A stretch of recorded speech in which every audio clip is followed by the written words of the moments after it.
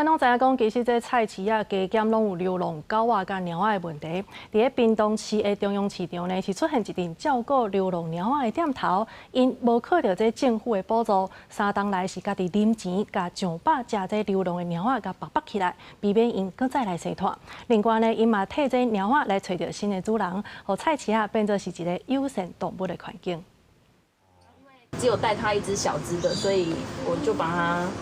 就安置起来，就是照顾健康之后要送养。人仔来猫仔看起来真温顺，行到咖啡店外口，就有猫仔来甲你小借问，涂骹有放猫仔的饲料。屏东中央市场的内底有10几位店头组成养饲猫族，开家己的时间甲钱，替流浪猫仔阉掉，照顾好势了后，帮猫仔找新厝。3年落来，因已经绑起来大约500只猫，嘛帮100多只猫仔找到新的主人，互这的猫仔毋免搁流浪。你猫如果有给它固定上厕所的地方，给它繁殖，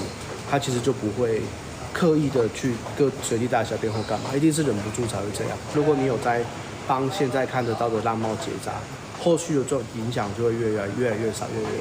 店头讲，真侪人误会流浪猫仔会甲环境用垃圾，其实只要有固定的食物甲便所的所在，猫仔就袂乌白超粪扫，嘛袂乌白放屎。问题毋是猫仔，是猫仔的数量，所以要饲会使，但一定要带去绑起来，这是上有效控制流浪猫仔的做法。一个人的力量无够，咱十几个人的力量会当互相扶持。